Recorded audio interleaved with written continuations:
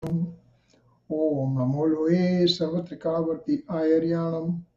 Om Namo Loe Sarvatrikavarti Uvajjayanam. Om Namo Loe Sarvatrikavarti Saunam. Omkaram Bindu Sanyuktam Nityam Dhayanti Yoginam Kamadam Moksadam Chaiva Omkaraya Namo Namah. Namah Samay Saraya Svanubhutya Chakasate Chit Sabhavaya Bhavaya Sarva Bhavantarachide Ajnanatimirandhanam Gnana Anjana Salakaya Chaksurunmilitam Yena Tasmai Sri Guruve Namah Tirthankaro Jagatana Jayvantavarto Karanada Jinano Jayvantavarto Jinana samo sarana sau jayvantavarto ne tirthachara jagama jayvantavarto Ananta Ananta Bhava Vedathi Bareli Bali Ananta Ananta Naya Niksepe Vyakhaniche Sakala Jagata Hitakarini Harini Mohatarini Bhavabdi Mokshacharini Pramaniche Upama apyani jene tamara khabite vyartha apavathi nijamati mapai me maniche अहो राज चंद्र बाळ ख्याल नथी पामताए जिनेश्वर तणी वाणी जाणी तेणे जाणी छे गुरुराज तणी वाणी जाणी तेणे जाणी छे ओम नमः सिद्धेभ्यो Om Namah Siddhebhyo. Om Sri Sudatmane Namaha. Jai Jinendra. Today is September 28, 2020, Monday, and we are continuing our class on Atmasiddhi. So we are talking Atmasiddhi, and on Atmasiddhi we are in the 6th stanza. We quickly recapitulate what Kripaludev wants to convey up to the 6th stanza. First stanza basically is a Mangalacharan, that what I'm going to talk in this scripture. This is the kind of etiquette in the Indian literature, especially in Jain literature, that when they are writing, the first one or two stanza will be called Mangalacharan, means invocation of blessings, in which the author will say, what am I going to talk in this scripture?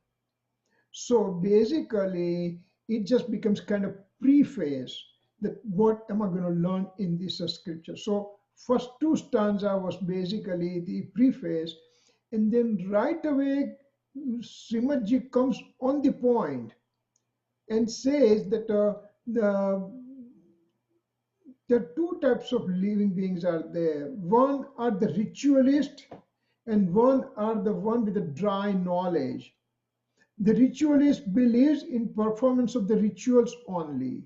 One with the dry knowledge, he just keeps on talking about the nature of the soul and this and that, and high philosophy he talks, but he has no concept of any kind of conduct related thing. He just says the soul is a separate one substance cannot do the things for the other substance and everything. He keeps on telling all those things, but if he has right away little headache, he's going to run to the doctor.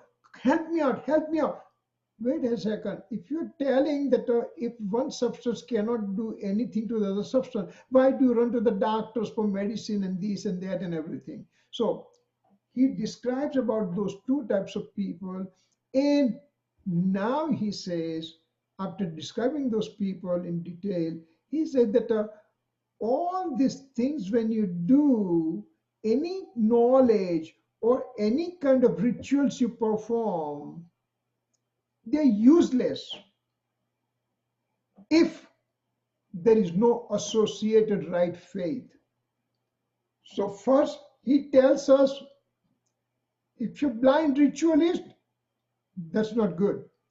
If you're dry, knowledgeable person, it's no good.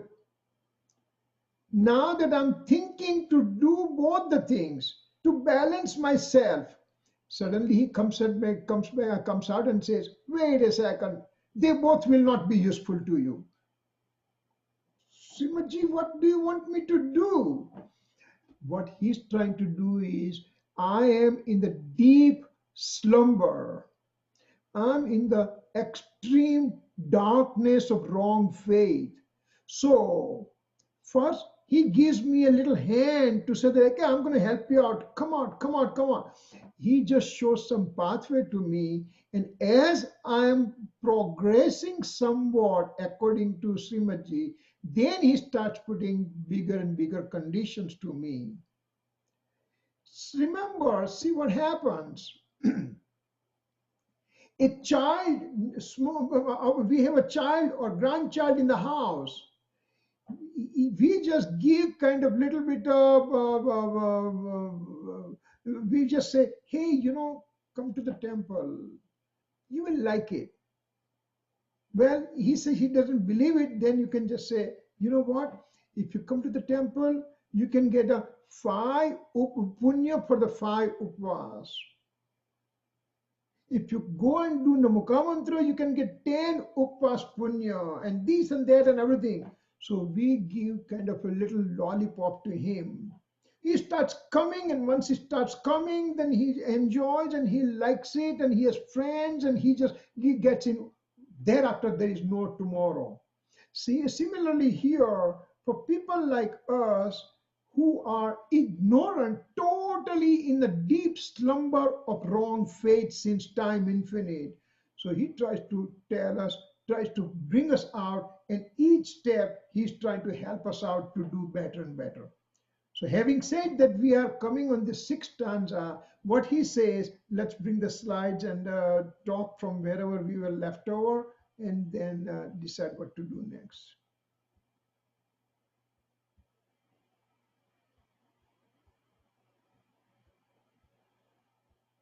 Okay, we'll go through the slide first. The stanza first.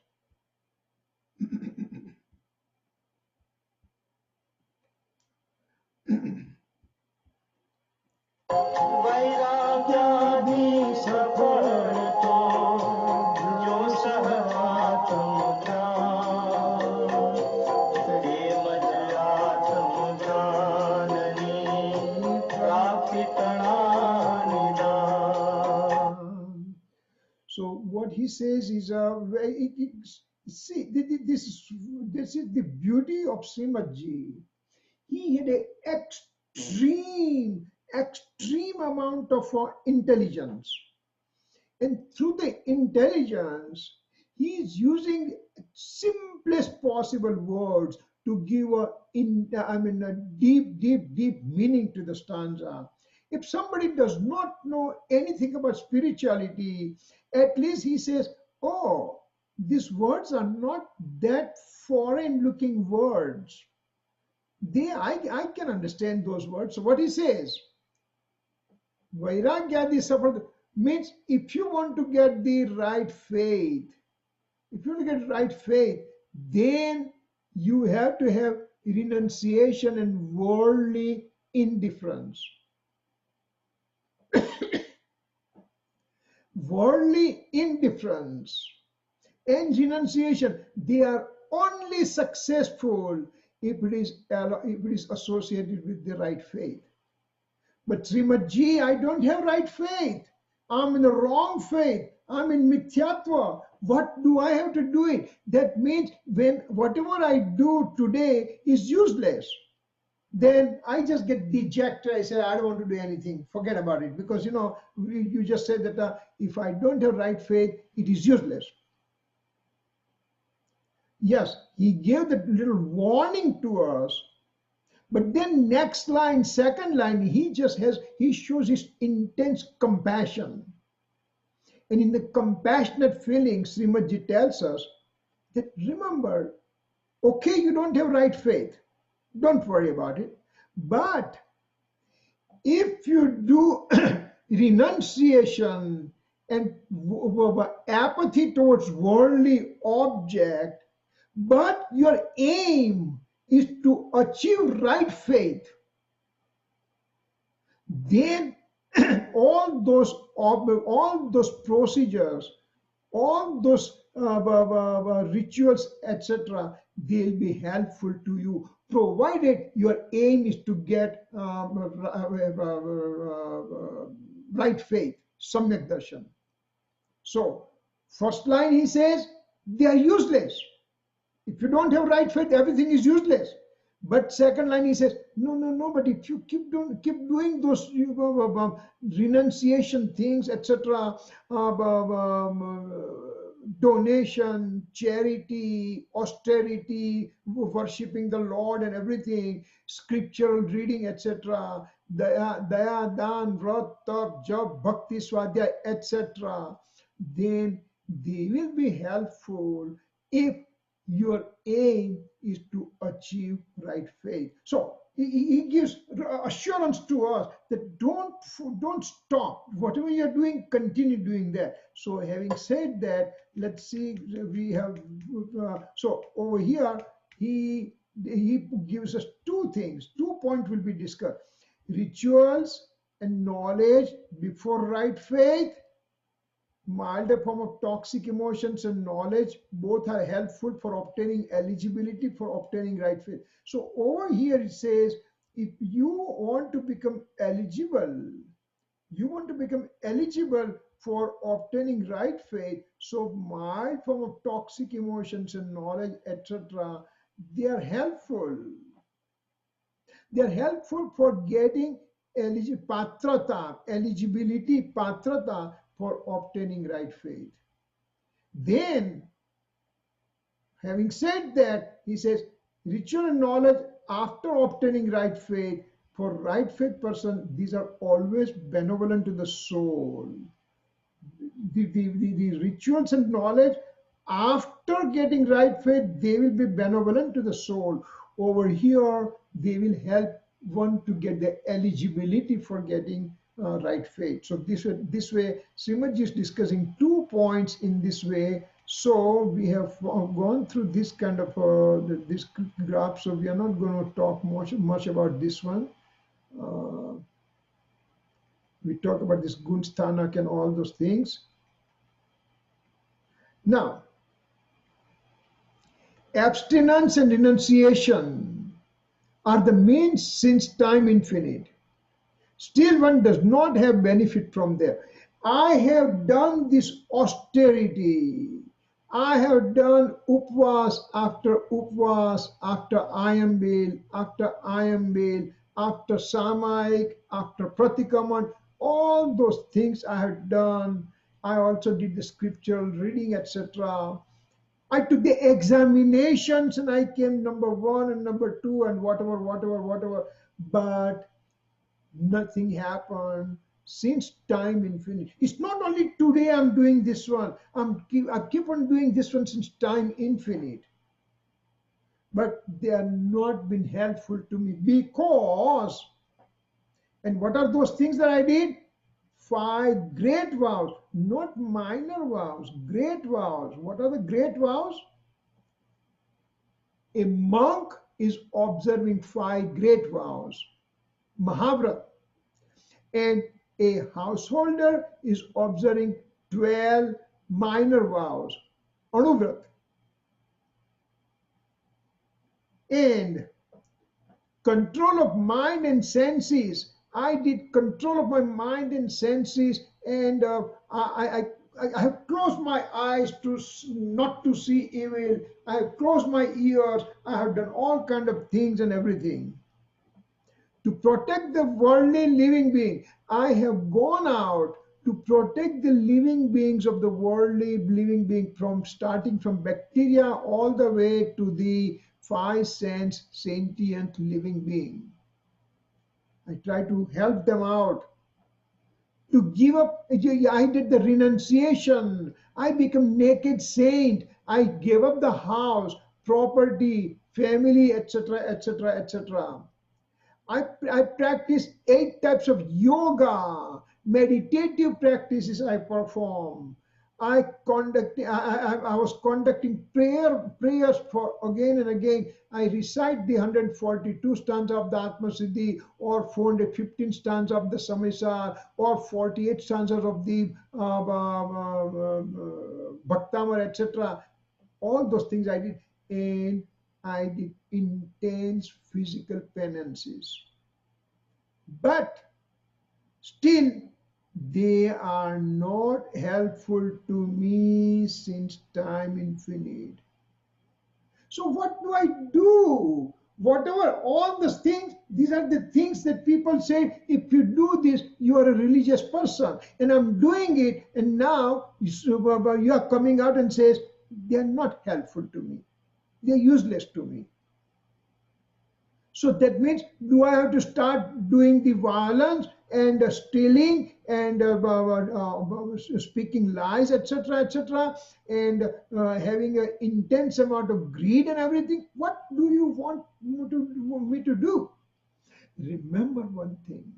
In the scriptural world, especially Jain scriptural world, Acharya Bhagwan or the enlightened monks or enlightened saints, when they speak this kind of language, that means something higher up is important for me.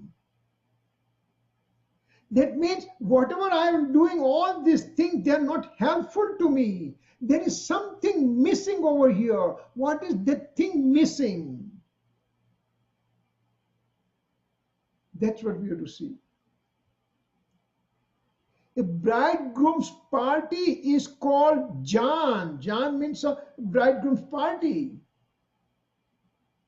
But if the bridegroom is not there, then it's simply called collection of people. That's it. So all these things, Varaja Vagarni Jan thai gai, means that there is a bridegroom party is there, but there is no bridegroom over here. So they are not beneficial to me.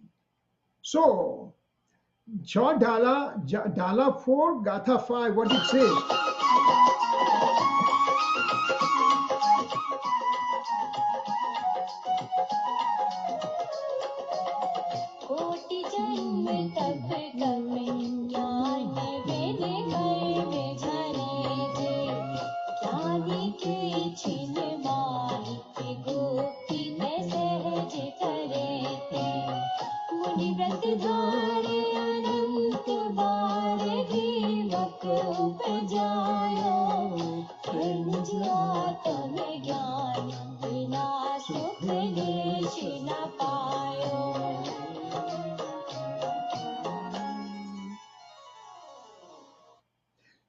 Such a great stanza in this Chaudala. It says, let's see if I can. No. Hold it, I just messed up something here.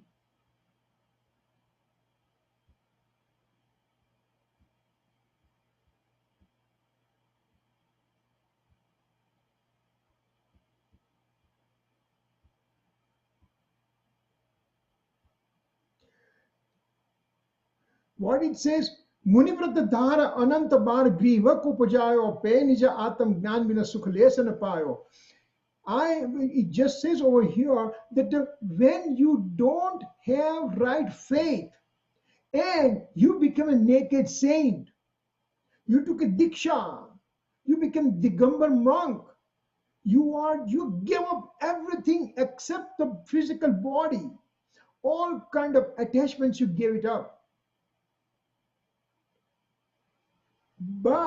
And you also observe 5 great vows in so much of the intensity that you are observing 28 original virtues of this monk. And they are extremely strict, very, very strict. But that person did not have right faith, so everything was useless.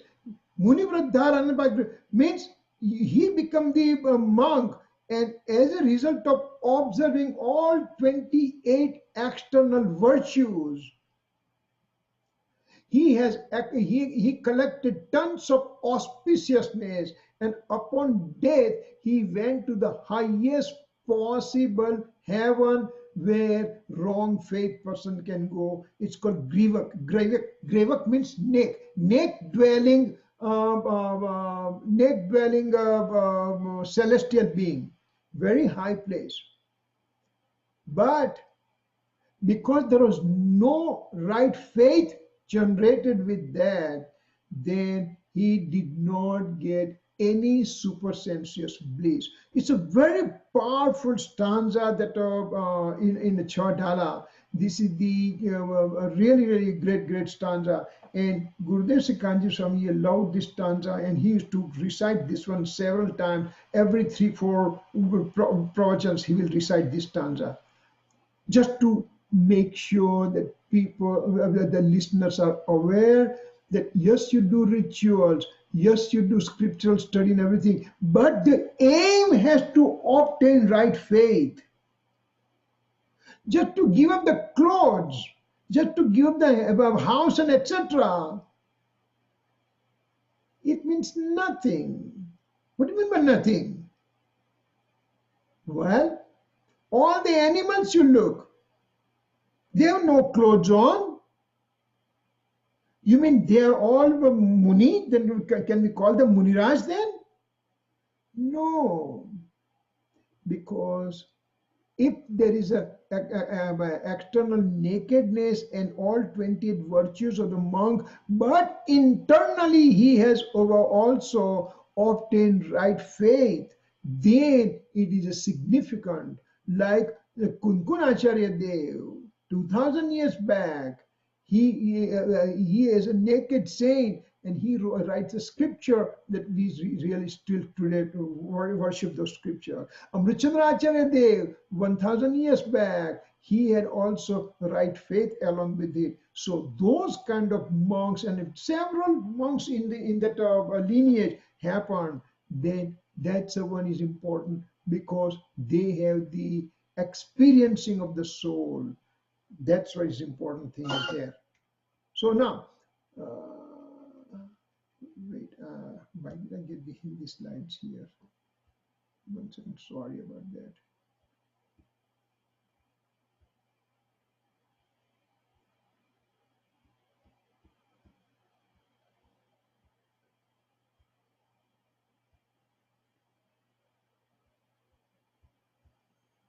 Okay, yes, we are back to the right place. So here it says, ignorant soul does not know the meaning of appropriate religious act. Blindly he is following. Somebody asked you to do it, somebody asked me to do it, so I'm doing it. What's the meaning of it? What's the meaning for Samaik? What's the meaning for Pratikaman? I never ask for those questions. I blindly keep on following that one. Yes, it's okay when you are a child. Child means intellectual wise. When you are children, a child type of intellectual, then it's okay. But now you have grown up intellectually. You have to ask question about it. Why? What's the meaning of this kind of rituals and everything? Then you do it with your heart. He remains engrossed in the external form only. He sits and does meditation, and he thinks that he is near the soul and he's going to get the right faith right now. But what is meditation?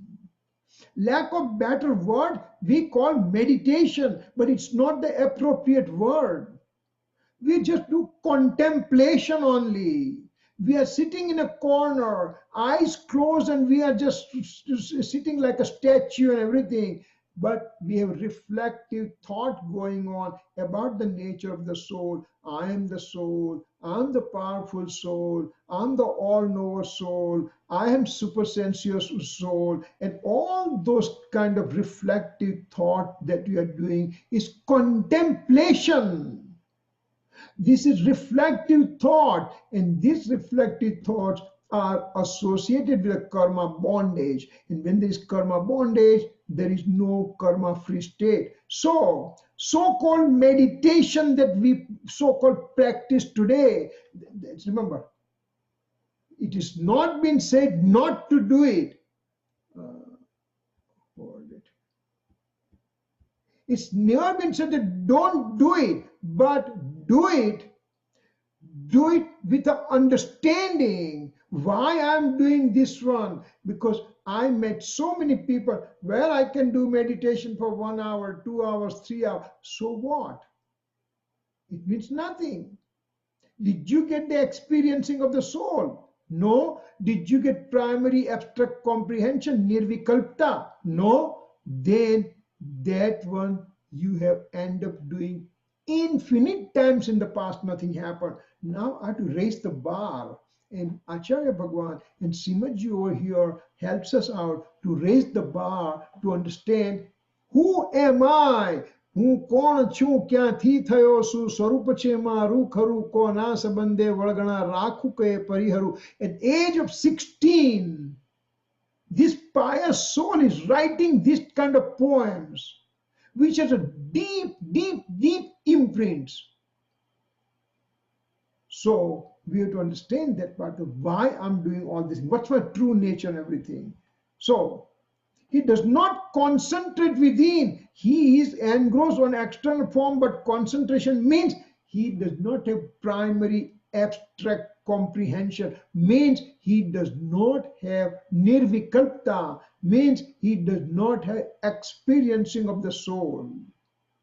This words nirvikalpta and vikalpa, everything, sometimes it becomes confusing to us what they really mean. For a simple thing, let's say that today, I mean, not this year. This year it is almost washed out. Let's say that when there is a no COVID situation, and you went to temple and there was a puja going on, and you attended the puja. You got engrossed in it. You just loved that thing. You don't know how the time passed by, hour or 2 hours or whatever time.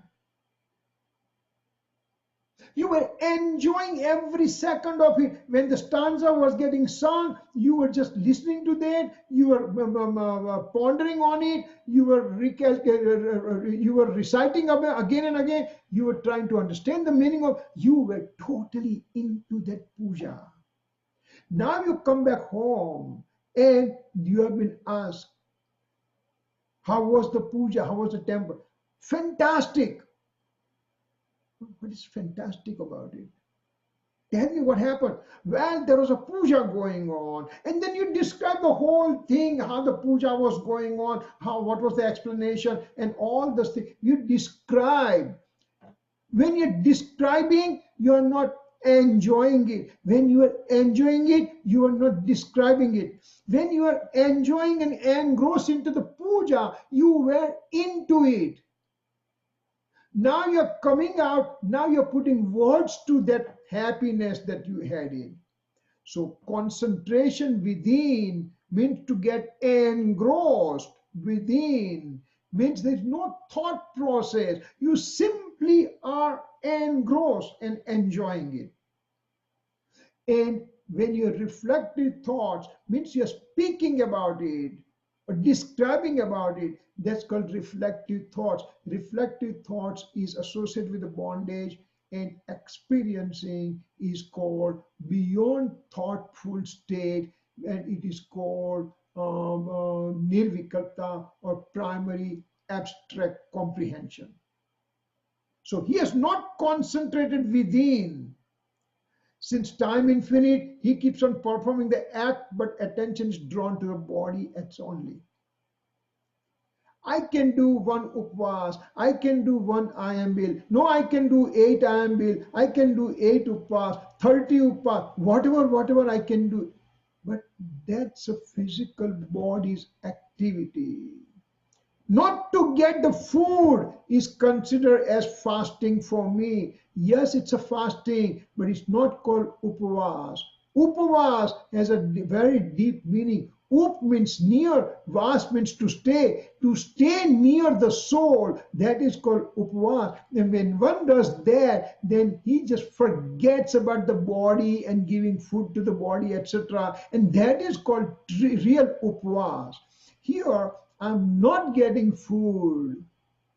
Today I did upvas, that means tomorrow, today whole day, I keep on instructing my spouse, hey, make sure you make the rab for me, or make sure that a mug is taken care of, and make sure khakra is there. So by not eating today, I just keep on thinking about food. It's useless. It's not good. Not to eat food is called upvas only. Then, now the fall has started on the east coast and midwest. The squirrels and snakes, etc. Now they will go hibernation. They'll go underground. They will not, I mean, during fall time, they will start eating as much as possible. Squirrel will have almost double the weight, etc. And they will go down underground hibernation. They will reduce their metabolism, and heart rate has been reduced, and they don't eat, they don't drink for 6 months. So in the springtime, when they come out, then we should just make a big celebration for them, because they are coming after 6 months of upvas. Do we do that? So why do I give importance to one day of fasting and then I'm greatest of the great? Or 8 days of fasting, or if I do more than 8 days, then whole world will come to know about it. Why? What is it? What did you achieve anything about it? Nothing has been achieved. A friend of mine in Bombay was telling that his wife did 30 days of upvas called Mas Khaman. And he was so proud describing about his wife's condition. Says, I kept ambulance standing in my driveway for 30 days. If she feels anything unusual, let's take it to the hospital right away. That's why you're doing upvas? Just to have the ambulance standing in the driveway so you can go to the hospital right away if you don't feel good? This is not upvas. You have not understood the nature of upvas there. Therefore, it does not have any meaningful benefits, because you have not kept soul in the center. That's why you don't get benefit. Oh yes, you did a upvas, little auspicious karma binding occurred. So what? Auspicious binding karma occurred, so you will go to heaven. So what? In my infinite existence, that heaven is not even a droplet in front of an ocean of transmigration. In actually, the external austerities are performed to increase the purity within. The reality of external austerities are to be performed for increasing purity within. You must be aware of it, that there are 12 types of austerities. 6 are external, 6 are internal, and the lowest part out of 12 is called fasting. So if you did fasting, so you did the lower part of austerity. Nothing wrong with that. Remember, if the intention is right, nothing wrong to do it. But you have to understand, why am I doing it? If you don't know it, then it's not useful to you. The real reason for the increasing purity within, and thereby shading of karma, is to get engrossed within. There is a saying that when you do austerity, then karma gets disintegrated. But what is the definition of austerity now? Austerity means, the real meaning of the austerity is to get engrossed in the eternal soul substance true nature. That's a austerity in real form. Yes, when you do that austerity, then there is a disintegration of karma. But simply by fasting, by not eating and not to do anything, it means nothing. I know one of my friend told me a story about a person in their community in India that the guy always does eight days of fasting. Eight, I mean, a tie. He does that one every year, regardless. Wow, that's good. Very nice. Well, what happens in normal time? He goes to work about 10, 11 o'clock morning and comes back home at about 5, 6 in the evening. But when he does the upvas for 8 days, he goes to work at about 8 o'clock morning and comes home at about 8 o'clock night. Why? Because he remains busy throughout the day in the business, so he doesn't have to worry about food. Is this the reason you are going to do upvas? It's useless. So people get misguided. So to really shading of karma to be done, you have to go internally. One who has liking for external bodily austerities, simply by doing all these things, he wrongly believes that he can make the difference in the alien object. Just by me doing fasting, I'm doing something to the alien objects of the universe, per padarth. I'm doing something different in those. He then remains engrossed in the ego state. See, I can control my desire of the body, and I can do that, and that brings ego state. You can't do that? Come on. What kind of person? I can do. You tell me to do upas today, done deal. But that gives ego. External austerity counting brings big ego. This test is not even the lowest category of the aspirant soul. Aspirant soul, he starts at the fourth spiritual development state, and at that time he had experiencing of the soul, and then he keeps on progressing further to liberate himself. But this type of egoistic person who is engrossed in the ego state, he is deep into his wrong faith, and there is nothing, no, nothing the horizon about his liberation to be seen. One with the dry knot, now all this thing, Srimadji gave lots of beating to the person who is doing rituals only. Now he turns around and says, okay, what about you with the dry knowledge? Keeps on blabbering day in and day out. And I can argue with anybody. I can debate on any subject in Jainism. And I can prove that I can win of all that kind of dry knowledge. He has scriptural knowledge, but he is not having any renunciation from within. Scripture, the knowledge in Jain principle says, when knowledge keeps on going up, the intensity of knowledge increases, then the renunciation proportionately increases within you. The knowledge brings the renunciation. Because now with the knowledge, I know that I'm about all these external things are not my part. Then why should I get engrossed into the external thing? So that way renunciation occurs. Renunciation, etc. states are the reason and are helpful for one to obtain right faith. There is no action if the cause is not present. Cause and effect. There is no dry knowledge is there, the knowledge is there, but along with the knowledge there is renunciation. That means there is enough cause is present, so the effect in the form of right faith will ensue. So to get the right faith, these are the steps to walk with. Simply dry knowledge of the I can just say, okay, I can read this book completely. I can tell you what is there on what page and everything. But if you just see my conduct, it is full of sinful activity from morning till night. It is useless. I came to this country in 72 or something, 72. And the reason I left India was I used to go to temple.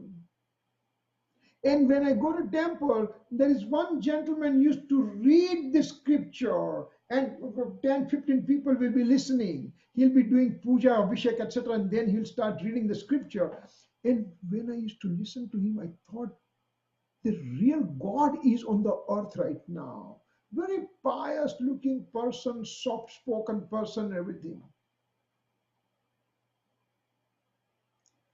And then he will go home, take breakfast, etc., and then go to shop.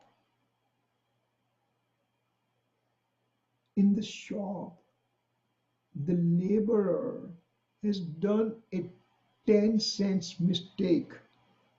He will speak 4-letter words that if you listen to that, your ear starts hurting.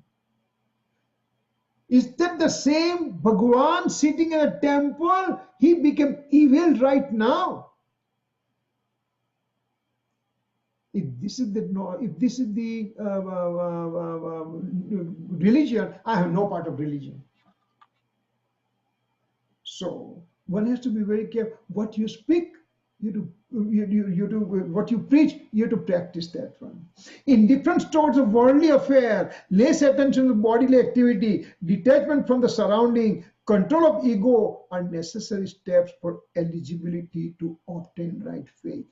I want to have right faith. For that right faith, I need to have eligibility.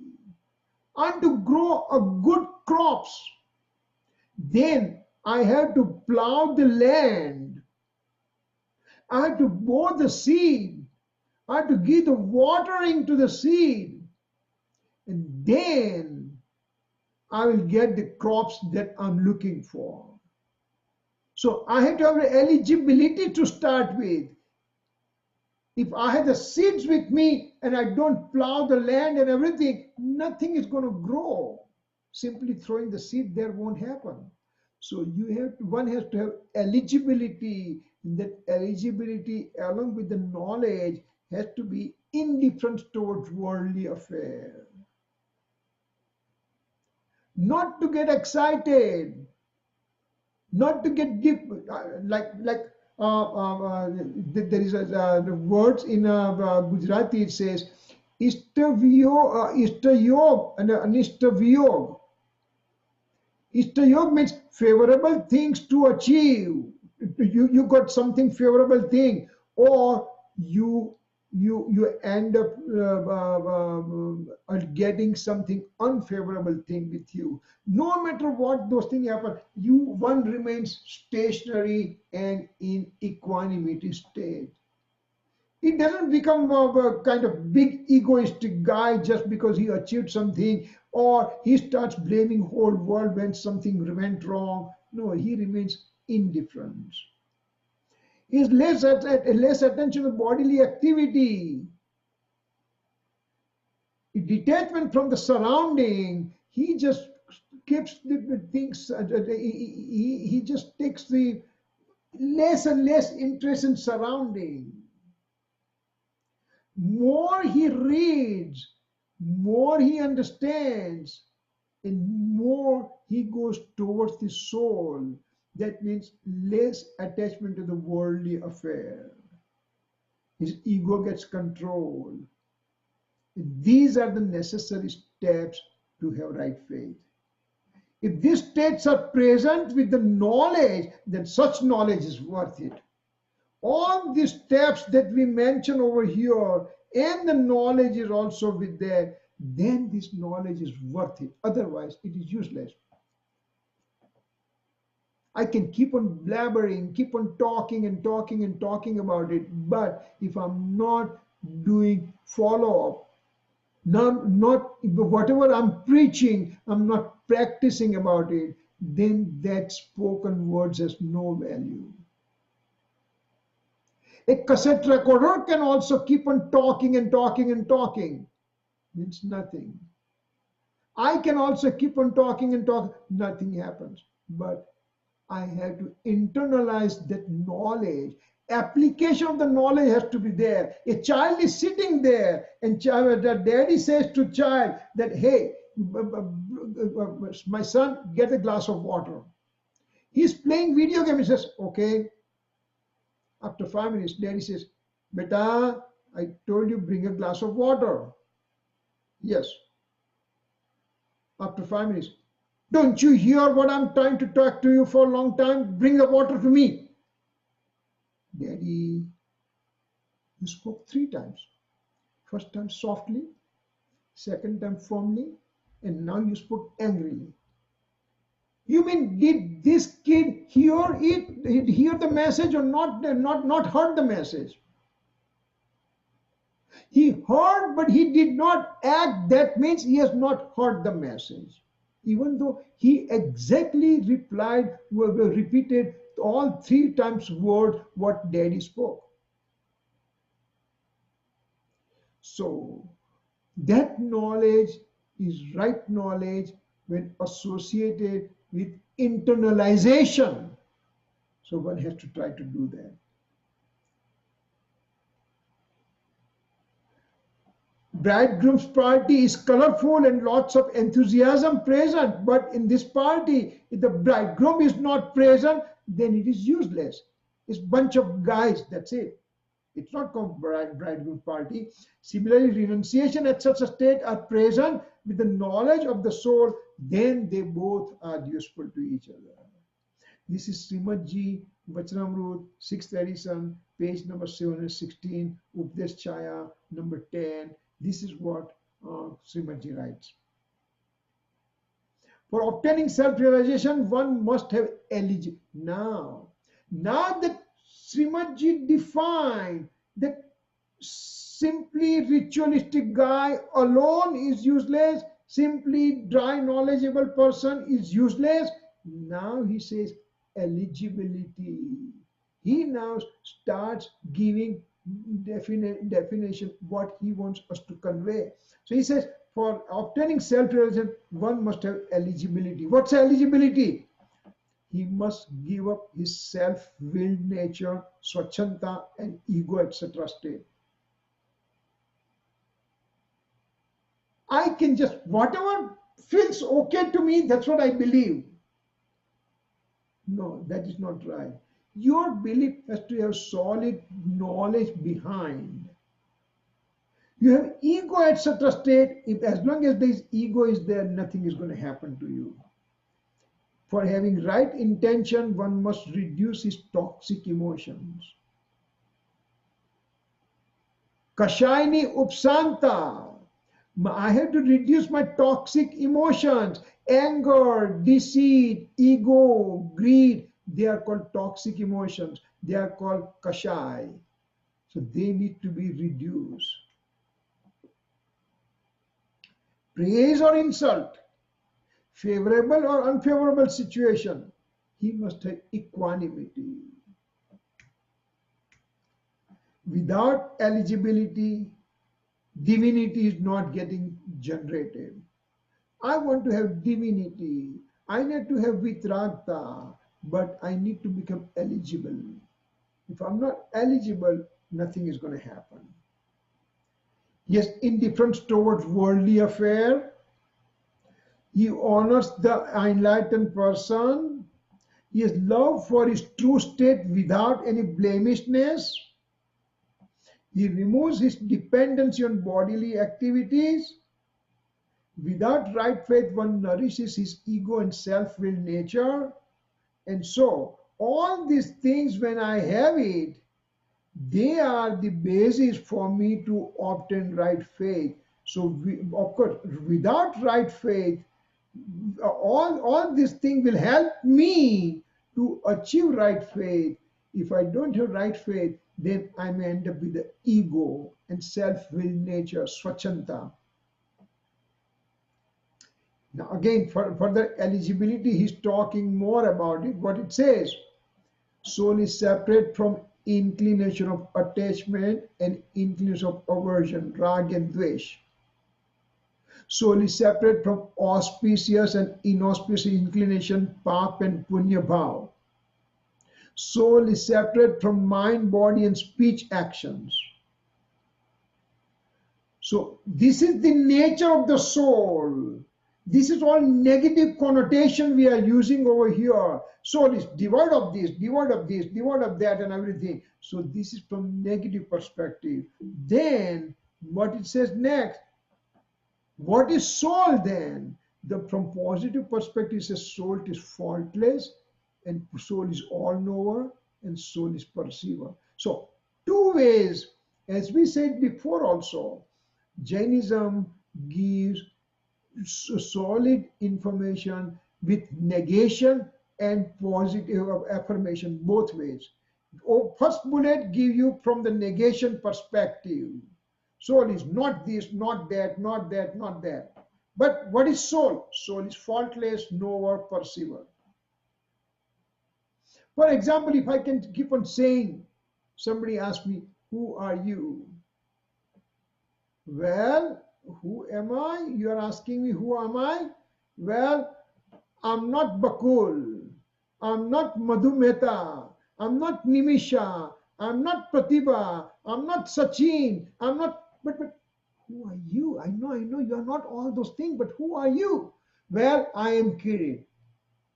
So by saying affirmation and negation, when one goes from both this angle, then he is having solid, unmovable faith in the eternal soul substance. So this is the beauty of Jainism, that it will give ideas with negation and affirmation both ways.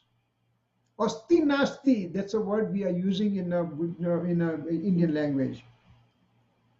To have such type of faith, first one has to have, to achieve this kind of state, one has to have what? With scripture knowledge, one has to know the nature of the eternal soul substance and contemplation on the same. We all went through first grade. What did our first grade teacher ask us to do?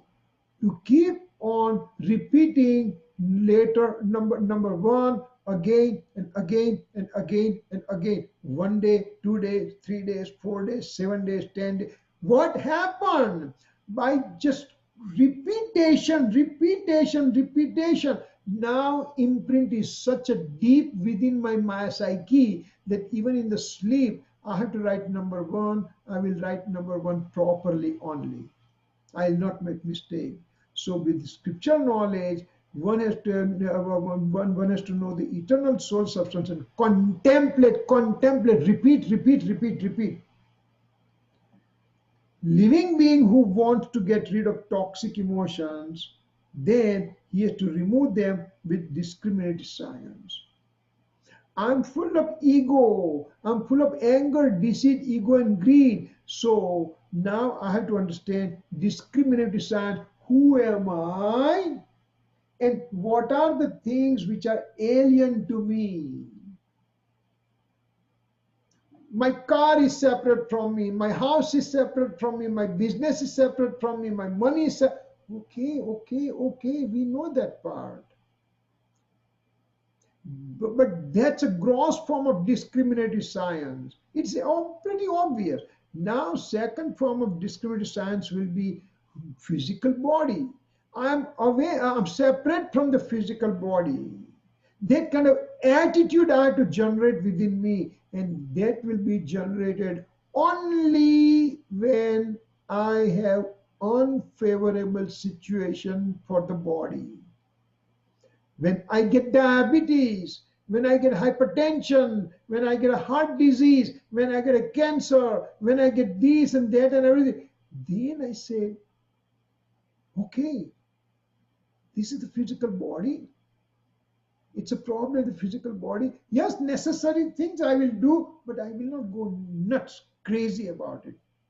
It's a physical body related. So now one has to cultivate that attitude of separation from the physical body. So any negative situation coming to the physical body, accept it as a challenge rather than crying foul about it. Why me? I know one of the well, he was my partner. That he had a heart bypass surgery at 45 years of age, and sometimes he will come and says, "Great, what is this wrong with this old guy, 80-year-old guy, 85-year-old guy, smoking like a chimney and everything, drinking alcohol, and he's healthy like a hell. And look at me, I end up with a bypass surgery at 40." Why to have that kind of jealousy and all the problem? Accept the way it is. So the discriminative science goes further from the physical body to to my rag and dvesh, etc., and so on and so forth. When that chapter comes, we'll talk a lot more about it. Therefore, external associations get separated automatically. Once I know that they are not my nature, then why should I carry them? If there is a glass of water over here and I'm extremely thirsty and I'm just grabbing that glass of water and you said, I can't have it. I came to your place and you said, I can't have it. And I'm start arguing with you. I'm thirsty, I'm hungry, I need to have water, I'm dehydrated. I can't give you. And so while we are arguing, I said, why you can't give me that glass of water? One sentence you just said, this glass of water has a intense poison in it. What happens? As soon as I have that knowledge, suddenly I detach from that glass of water. Therefore, external associations, they are not mine. If I understand it correctly, just like the poison glass, then I separate myself from them easily. So those are the things we can talk about it. Intention of the inquisitive soul to know that I'm eternally pure soul. I do have acceptance or I do not have acceptance or rejection of any worldly object, body, etc. Associated things are entirely separate from me. Knowing is only my work. So when there is inquisitive soul is there, then he knows that he is the pure soul and everything else is associative finding, and those associations can be dissociated. Body, etc., things are entirely separate, and that's why when somebody dies, we just burn them away. Only knowledge, knowing is my work. That's only the thing I have to work with. So this kind of attitude we have to create. Once we create that attitude, then we are on the right path. So over here, we'll stop. 1 hour already passed by. We can just wait for, we can stop for about few, if you have questions, then we can have a couple of minutes. So you can unmute yourself and ask questions.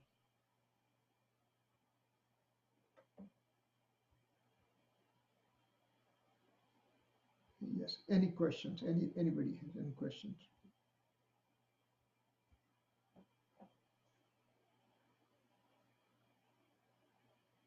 Okay, if none, then we can just take the closing over here. Ji swarup samaja vina pamyo dukha anam samajavyo te pada namo si sadguru bhagavan Param Purusha Prabhu Sadguru Param Jnana Sukhadam Jene Apyo Banani Stene Sada Pranam Deha Chata Jeni Dashavarate Dehati Vignani Nacharanama Vandana Agani जावाणी के ज्ञान से सुजलो कालो सोवाणी मस्तक नमो सदा देता हूँ जय Jinendra Jai Jindra, thank you, Kirit. Jai Jinendra, uncle, thank you. Jai Jinendra.